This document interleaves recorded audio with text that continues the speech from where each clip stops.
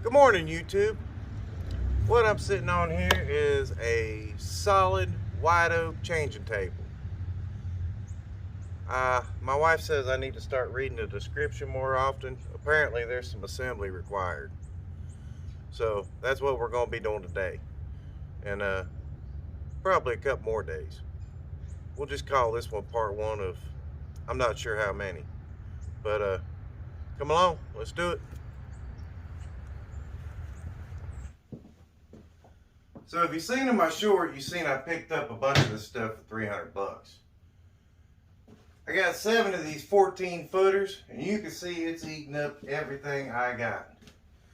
So the baby's doing like 7 weeks, so that means I got a lot of work to do. I'm gonna be as busy as this here t-shirt. So yeah, here we go, let's break it down. So with that new Bosch saw, I went ahead and started breaking down this 14-foot board. I broke it down into like 40-inch pieces. That way I could account for the sniper a little bit coming out of the planer later on and cut it off so I'd have a nice clean edge. Now, I went ahead and give y'all a close-up of this saw in action just because I done a review on it. And give you a look at what it looks like. It's pretty and it cuts real clean.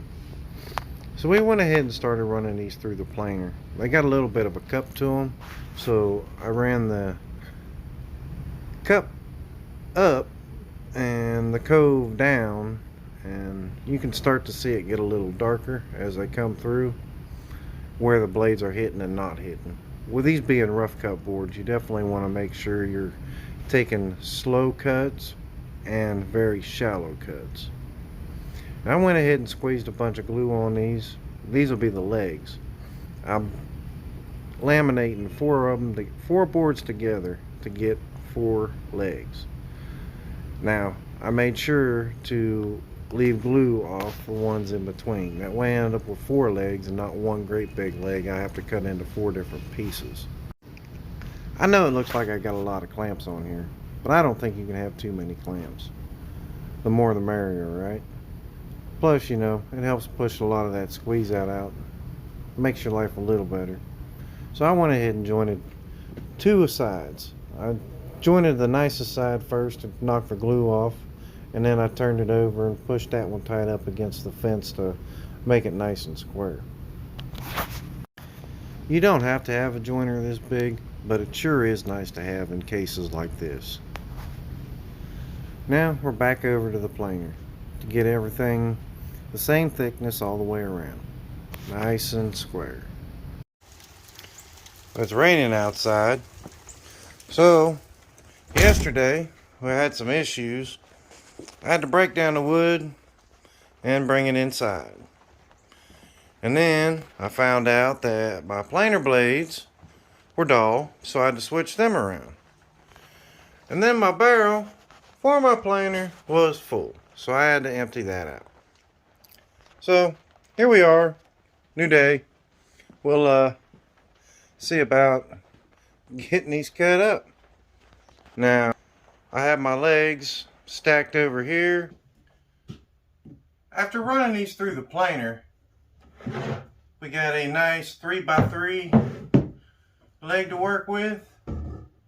We got to get the ends of them squared up on the miter saw. I've already set up a 36-inch stop block, and then we'll see about running them through the router, put a nice beveled edge on the corners, and then we'll cut some miters on 2 sides to make the feet.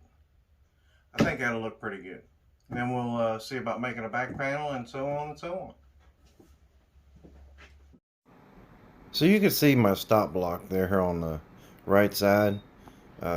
It's just a piece of wood that I've shot a couple of 18 gauge brads into my bench. What I'm going to do now is mark a 3-inch line all the way around this 3x3 post. I use this little story stick, that way I can set my square at 3 inches all the way around on all 4 posts.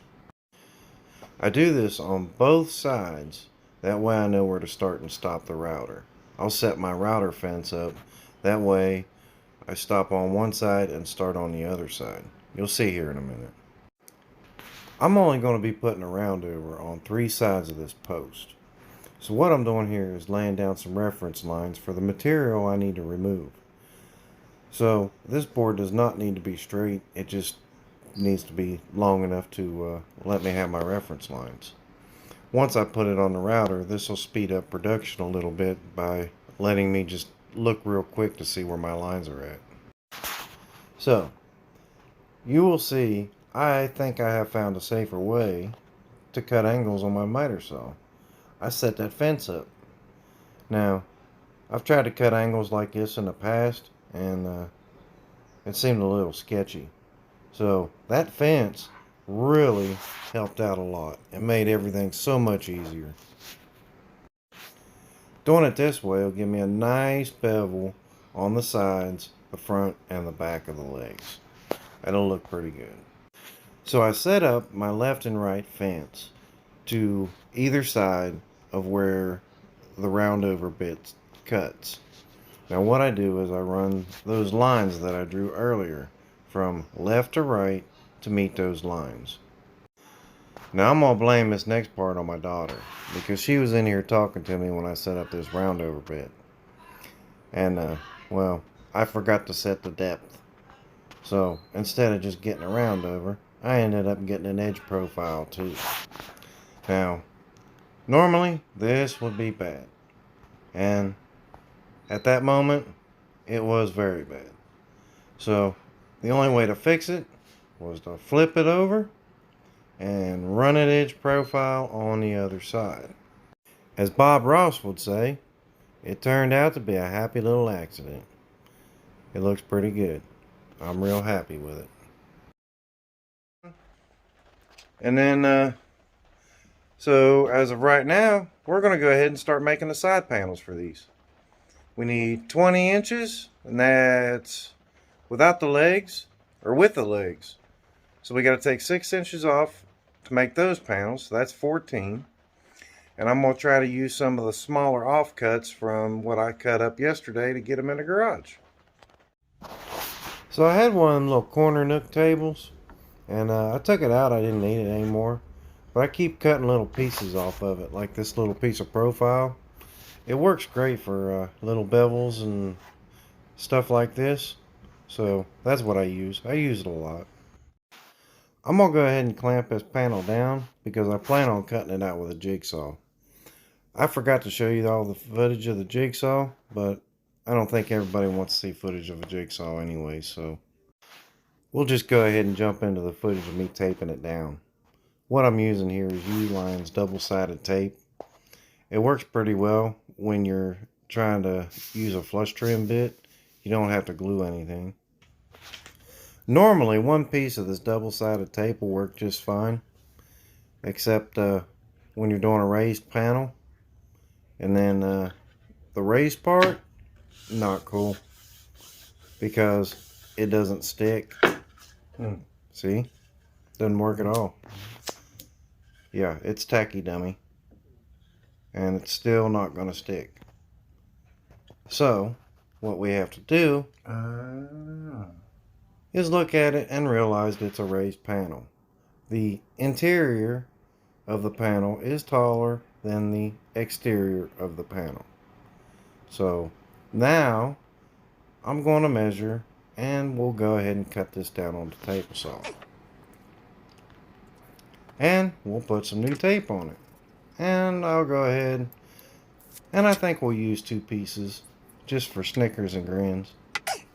And since I don't want to get this in my bit, we'll go ahead and cut that profile out of it. I bet it'll stick now. Look at that. It almost belongs on there.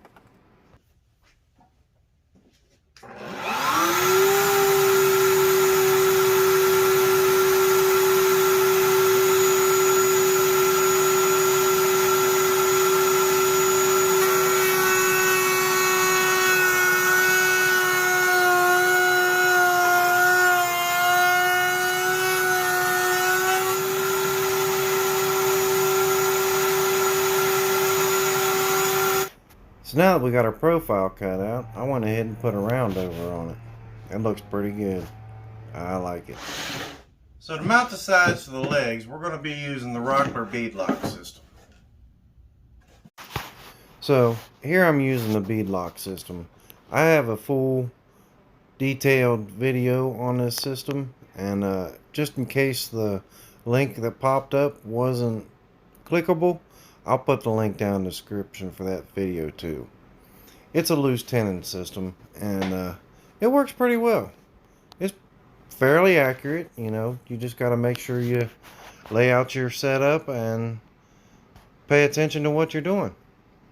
Now, it is a little time consuming, but it's cheaper than a domino, and I think it works just as well. And my battery died. We need a new battery. Now, you may have seen some of this footage before if you've watched the beadlock video. Well, 3 or 4 of the videos I've posted in the past are based on doing this build. It's a build for my brother's new baby, and it's a very, very long build, so I kind of have to put some filler videos in just to break it up a little bit. There's a lot of footage going on here. Sorry for the shortness of footage here. I kind of got into a groove there in the garage and forgot to turn the camera on. I don't know if y'all do that, but once you get going, it's kind of hard to stop. So this is the back panel. It was done with a new set of router bits, the railing style router bits. Those work pretty nice. Now I'm gonna blow it apart. We're gonna glue it up. We're not gonna glue the side panels though. We're just gonna glue where the railing styles meet, and that'll leave room for the wood to expand and contract with the weather. Now this particular dresser is going to Ohio, and it's very dry and very moist in Ohio, so there'll probably be a lot of expansion and contraction.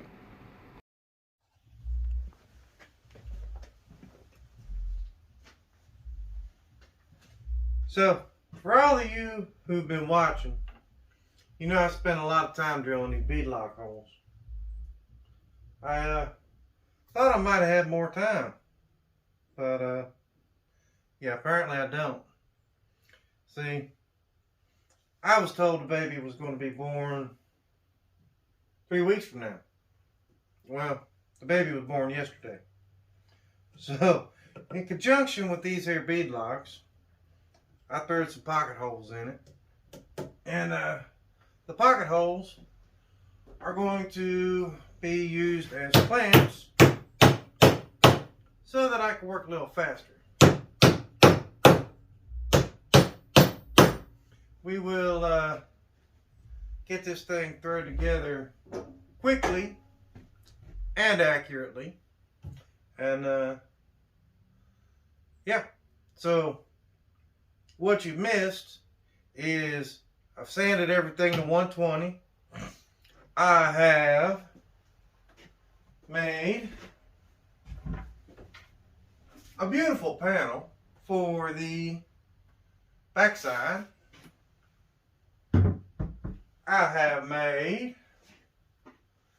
a face frame for the front side with 4 drawer holes. This is pocket hole. The back frame is not pocket hole. I actually went out and I bought a set of them fancy router bits, them railing style router bits. I suggest getting a set of those. Them things are cool. So I put that together with those, and it come out much nicer than when I did it with a dado stack. I mean, the dado stack still come out pretty nice, but the router bits definitely made short work of it. I will be doing more with those in the future. We got to do some door or drawer fronts, so I'll show y'all here in a little bit what we can do with those to make drawer fronts. Don't know if I'll do raised panel or not, but I might. Might not. Not sure yet. We'll see.